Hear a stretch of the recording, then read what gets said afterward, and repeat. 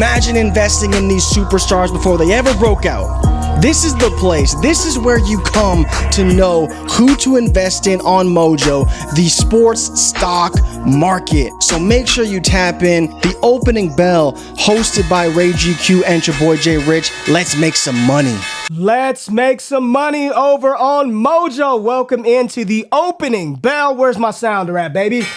The Opening Bell, yes, over here on the Mojo YouTube channel. If it's your first time checking out the content, hit that thumbs up button, subscribe, like. That way, every time we drop something over here on Mojo, you get it right to your phone. You ain't got to look for it. You ain't got to find it. We got you covered. And Jay, I'm excited because the great state of New York or New Jersey, however you want to, technically, right? But man, the 6-1 Giants and the 5-2 Jets. What the hell is happening this football season? What is going on, man? You want to talk about outliers of outliers? Who the hell had the NFC Beast being the best division in football this season? NFC Beast. The Giants looking great. The Eagles coming off the bye. Your Cowboys. They beat baby. The Lions. Got Dak Prescott back. But the New York Football Giants and the New York, not called football, Jets getting big wins this week on the road. But Ray, do you want to dive straight into the question, or do you want to look at the indexes first before we start the show? Well, let's look at the index. That's what we have to do. Let's stay consistent. Let's take a look at the market and where people are at, where people are moving, the biggest risers, some of the fallers. We got to do that because that's how you play it, right? That's what we do, the biggest market movers. So let's start with the young pups. Let's start with the young pups, right? Bryce Young in the college side, he's up little less than 0.5% right now. So Bryce Young, big win this past weekend versus Mississippi State. I just saw him mocked as the number 1 overall pick in the 2023 NFL draft. Yes, over C.J. Stroud, over Will Anderson. At only $33.69, I'm still going long other quarterbacks, Jay. I'm telling you right now, we're going to see Bryce Young, C.J. Stroud, Hendon Hooker, and Will Levis as first-round picks, which is going to give them long-term security. So right now, I think Bryce Young at $33 is a buy. Go long. And you can't do anything else with college, but go long Bryce Young. C.J. Stroud, $32.45. Go long. And then the guys that we talked about last week, Will Levis, $18.56. Go long Will Levis. Hendon Hooker still chilling at $15, Jay. He's going to be a first-round pick. He's going to be a first-round pick in the 2023 NFL Draft. Go long Hendon Hooker. Let's talk about the rookies real quick. Your boy Kenny Pickett, after last night, is down a little bit, right? Kenny Pickett down. Yeah, that's what happens when you throw 3 picks on Mojo, right? Yeah, don't throw those picks on Mojo. Don't want those guys. Here's what happens when you only catch one ball for 9 yards. Drake London down 3.36%. $15.25 for Drake London. Garrett Wilson also down. Chris Olave being priced and valued under both of those make no sense whatsoever. So go long Chris Olave. And the big rookie mover, Ken Walker. The new beast mode in Seattle, up 11.16% for Ken Walker. And right now, the fact that Breece Hall is out, Jay, Breece Hall is down. Right now, Breece Hall is down. He's down 5.74%, out for the season, torn ACL. Sucks because he was playing such good football. Football. At what point do you buy back into Breece Hall? At what point do you go long Breece Hall? Because I'm not sure the bottom is. I'm not sure we've reached the bottom yet for Breece Hall. No, I'm with you 100%. So this is where we need to be smart with Mojo, right? This is a new product, right? We haven't seen this type of activity from the market yet. So we have to be honest. Breece Hall being a guy in New Jersey, there will be a lot more activity on a player like this. And Ray, I think to your point, we haven't found the bottom yet. We're not going to see this guy until what? August, maybe? So they're still going to trickle down. We'll see if we see him. It's only October, but this is around the time where if you tear your ACL, we'll see if he's going to be fully back and healthy for next season. Your point, Ray, I think you almost got to wait until the offseason when things have really cooled down. No one's really talking about Breece Hall. He'll kind of bottom out a little bit, and then you catch the He's looking good in practice. Yeah. Oh, Yeah. he's starting to run again. And the hype will build, and that's when you'll make your money. But for now, I think I would be waiting. I wouldn't be shorting him because he's still a phenomenal talent, expected to drastically beat this value. But over the long term, I don't know if I'd be buying into him just yet. And I think it's a very good use case. Javonte Williams, now out for the season. Breece Hall out for the season. These are the guys we need to see. Very young, talented running backs. How does the market react to these type of things? And especially being in New Jersey, playing for the Jets, Breece Hall is a very good use case for what we do with these guys over the long term. So a good comparison for that is Javonte Williams, who's out for the season with his own torn ACL. A month ago, his Mojo value price was $12.05. And right now, he's all the way down at $9.71, down 19.42%. Seems like it's sort of leveled out. So he's the perfect example, right? You know, right now you actually could go long some Javonte Williams, right? Or you don't have to do it now, but in the offseason, once those Instagram videos of him, the return is back and he's running and the reports come back that Javonte's going to be ready for week 1, you're going to start to see that price creep right back up, right? So I want to talk about, real quick, Breece Hall's running mate, Zach Wilson. And that's somebody we've been talking about on Mojo for a while. The Wilson roller coaster is something, boy. And if you watch that game versus Denver, he's all over the place. I mean, he's throwing crossed body, he's throwing in the middle of the field, double spins, throwing it, fumbling it, getting it returned for touchdowns, and it's called back. Zach Wilson right now down 4.25% over on Mojo. $33.48 right now. Bryce Young is got higher value than Zach Wilson. We're going to stay up here in this New Jersey, New York area. Where you at with Zach? You going long, Zach Wilson? I want to. I'll tell you, I want to. It's one of those things. When we opened the season, we talked about Zach Wilson. We said, well, he's probably got job security. You know, they like him. Clearly, they're trying to build around him. They're doing the right things. Now we got Elijah Moore not playing because of issues with the coaching staff, him getting targets. We got Zach Wilson throwing for 120 yards in a game. No turnovers, still down 4% on Mojo. It's very difficult to see when things will turn and get better for Zach Wilson, and that's the problem here. It's not that I don't want to go long on him. I would love to go long on Zach Wilson, throw a multiplier on there, and make a ton of money. But right now, I just don't know if I see a ton of upside. And the way this offense is operating, he's managing the game, but he's also potentially disaster on every play. And that's the biggest problem for me with Zach Wilson right now. They are playing great. They're winning games. And in my opinion, they're winning in spite of Zach Wilson right now, unfortunately. But Ray, where are you at with Zach Wilson? You know that multiplier works both ways, right? It doesn't just work going up. It works going down as well. And I just would rather the other quarterback from the New York team. I would just much rather the other quarterback. And it's so funny because we had one game where we talked about short Daniel Jones, short him, and it worked, right? It worked. It did work. And ever since that game, it's been up, up, up for Daniel Jones right now. I mean, he's up 5.26% with the big win versus Jacksonville. Did it on the ground with 107 rushing yards and a touchdown, and through the air with 202 yards. Big win on the road for Daniel Jones. The New York Giants are 6-1 in the NFC East. This is, like you said, the NFC beast. Daniel Jones is up. And here's my thinking, Jay. I'm telling you right now, the New York Giants are no longer in consideration for any of the top quarterbacks that we talked about. Hendon Hooker, Will Levis, Bryce Young, CJ Stroud. Even if they lost every game the rest of the season, which they won't, they're still not getting Bryce Young, CJ Stroud, or Will Levis.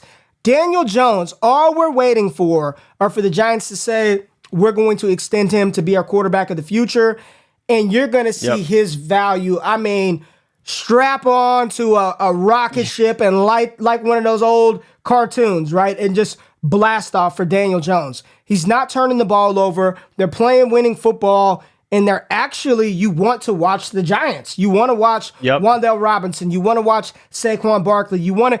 It's funny in that game. Remember the play where Daniel Jones a couple of years ago ripped off that long run and the turf monster caught? He had another one. He kind of had one of those this week. It looked like he was going to break a long run and he got tripped up and fell. And I was like, there's the play again. But I am all in on Daniel Jones. I think they've bought into the culture. They're all in on Brian Daboll. He's playing good, non-turnover worthy football. I'm in on Daniel Jones. Go long on Daniel Jones. Yeah, you're 100% right, Way. And you can throw multipliers on Daniel Jones and make even more money on top of that. He only needs $13.07 of future value to bank. And that's basically 2 more seasons. He's averaging 4.16 per season. He finished it out this year. He'll have probably, roughly around a little bit more. But yeah, you're looking at 2 to 3 more seasons for Daniel Jones. If he gets extended, like we kind of think he will, I think you're looking like you're in really good shape for Daniel Jones over the long term. But Ray, let's talk about one guy that I think everyone is in on for the long term. On our show, we have a segment called Ballers of the Week. Ballers of the Week. And this week, the quarterback baller of the week was Joe Burrow. Joey Shiesty. Joe Shiesty. 500 total yards of offense, 4 touchdowns, 481 through the air, 3 touchdowns, and a rushing touchdown with 20 yards on the ground, up 5.34%. 10x multiplier would have net you over 50% on your Joe Burrow buy. Oh my gosh. 50%. Ray, we still going long on Joe Burrow, even at this $82 price tag? Why not? I am. I'm in. Yep. I'm in. He's long term. He's the starter. What more do you need to see from Joe Burrow? Let's be honest. Ray, better question for you, because this is the man. We've had very heated debates about this player. Joe Burrow or Justin Herbert over the long term. Justin Herbert has the most future value on Mojo today. Would you take Justin Herbert or Joe Burrow at cost, right? Because he's a little bit cheaper, but which one would you take over the long term? Because Herbert is the most expensive player in terms of projecting future value on Mojo right now. Justin Herbert or Joe Burrow? I think both are good. Give me the guy that's priced at $82.84 and Joe Burrow with Jamar Chase, with a coaching staff that seems to understand his skill set and lets him air it out, building around him, drafting those weapons to help him out. The player that's already gone to a Super Bowl in his career already. And I'm not saying Cincinnati's getting back this year, but I don't think they're done. With that offense, their ability to score points in bunches the way that they are, they just need a couple of more defensive players. And when you look across the landscape in that AFC North, we'll see what Cleveland looks like when Deshaun Watson is back. Baltimore, I love Lamar. They're devoid of offensive talent. They need a receiver. They need a running back. They need something else. I'm not concerned about Pittsburgh and what they're doing with Kenny Pickett. So over the next 3 to 4 years, I think Cincinnati is going to be right in contention to continue to win that division. And all you need to do is get into the playoffs. So for me, I think I would rather park my money in Joe Burrow, Mojo stock, than Justin Herbert right now. But I want pieces of both. Because they both appear to be on a trajectory to be very good quarterbacks. I'm not going to say all-time greats. I'm not going to say anything blasphemous this early in their career right now, but they're both on that trajectory to just be very, very good quarterbacks for a long time. So I think those are tried and true stocks, man. I think they're FANGs. I think they're the Apples, the Amazons, the Googles, the NVIDIAs, the ones that no matter when the market is up or down, you still feel good about that stock, that player. And I will still feel good about Herbert and Joe Burrow no matter what moving forward. Yeah, no, 100%, Ray. You made out the case. I'm 100% with you. These guys are going to throw for a ton of yards. You see Justin Herbert throwing the ball 50 times a game. Now, there's small concerns. Keenan Allen didn't play the second half. Mike Williams looking like he's on track for a high ankle sprain, so he may miss a couple of weeks. But Austin Eckler is getting it done for him every week. Justin Herbert is throwing 50 times a game. The Chargers, say what you want about them. J.C. Jackson probably out for the year. Not looking good for them, but these two guys will throw the ball a ton. And in this new NFL, where it's all about the quarterback, they will throw the ball a ton. They will rack money each and every week on Mojo. It's not about the accolades, the awards. They do help on Mojo. It's about the counting stats of the long term. We know both these guys will be on these franchises for the long term, and that's why they're valued so high on Mojo, and that's why we are both so high on them. But definitely with you, I'd be taking notice of Joe Burrow, because what he's done over the past 2 weeks, second to none. Right? He's been balling the past 2 weeks against New Orleans and then against Atlanta. RIP the NFC South. But is there anything else you want to touch on before we head out of here? Yeah, real quick. Running back, Travis Etienne. Right now, Travis Etienne, you can get a 3x multiplier on him. He's priced at $9.65. And let me tell you some of the running backs ahead of Travis Etienne.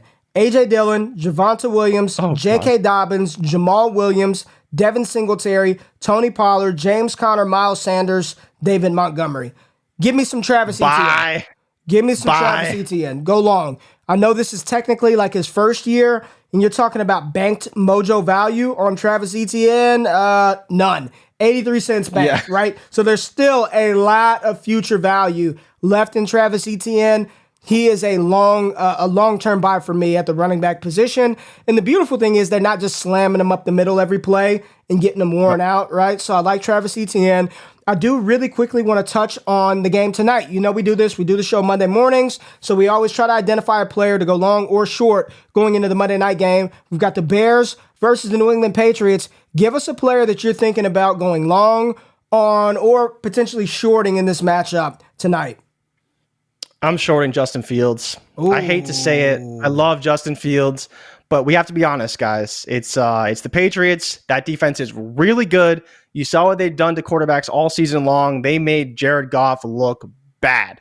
This offensive line is terrible. We'll see if Justin Fields can get it done, but a guy who has been turnover prone, very questionable, throwing the ball out of the pocket at times, very erratic. He can get it done in terms of winning games, but as far as mojo value, the turnovers will probably be his demise, and there won't be enough touchdowns to support that. So I would be shorting Justin Fields in this one, Ray, unfortunately. I love Justin Fields, but I think he's a short. $24.51. If you short him, throw a multiplier on it. You get a 3x return on that.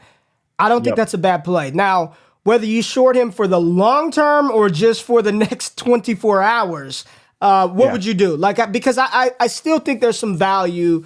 This would be a short-term trade for me. This would be a short-term play. 100%, yeah. The play that I'm making is short-term because, again, it's a matchup issue for Fields. He is turnover-prone. This is a team that can exploit that. Josh Jones looking like not quite a Rookie of the Year candidate, but a very talented rookie outside for New England. So I don't think this is the week for him to get value. We saw Zach Wilson win a game, only threw for 112 yards, no turnovers, down 4%, Ray. If Justin Fields comes out here, looks like Kenny Pickett, he could be down a lot more than that, right? So it's a guy who has been trending down. People don't like him. People are probably going to be shorting him, but I think this is an opportunity for you to short Fields and probably make some money on it. Can I give you a short-term play on the other side of the ball from the New England side? Absolutely. Tyquan Thornton, $5.62 right now. They want to use him. He scored a touchdown in his debut last week. 2 touchdowns, in his debut last week. Yeah. He's a downfield threat. Mac Jones, we'll see if he plays or not, but Mac likes to push the ball downfield. Projected to play because he practiced with the first team all week and on Saturday, so he's probably going to start. And that's why, would you short Bailey Zappi quickly? Sorry, I didn't mean to cut you off. No, you're good. But so I was thinking about the idea of shorting Bailey Zappi because he's probably not going to start, but it hasn't been announced yet. Would you do a quick short-term short on Bailey Zappi because he's not going to start tonight, and Mac Jones will be starting? So I think you could. I'm not going to go long on Mac because I don't really want to do that. But would you short Bailey Zappi over the hopes that he doesn't start today? Yeah, because a month ago his price was $4.01, and now he's sitting at close to $7.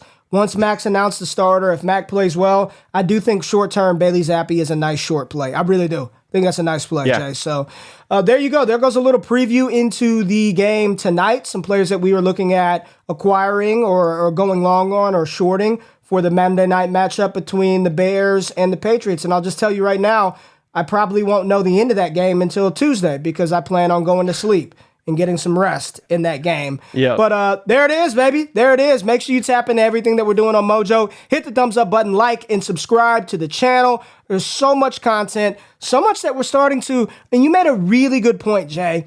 We're actually starting to see how the Mojo marketplace moves and reacts to positive news and negative news. So it's a really good time to get in. This is a phenomenal product. I love it. I love the market. I love what Mojo's doing, and we appreciate the opportunity to deliver some content to y'all. So make sure you're following Jordan on Twitter at your boy Jay Rich. Hit me up at RayGQ, Destination Devi, from Mojo for the opening bell. We're closing down shop. We'll see y'all next Monday. We out. Peace.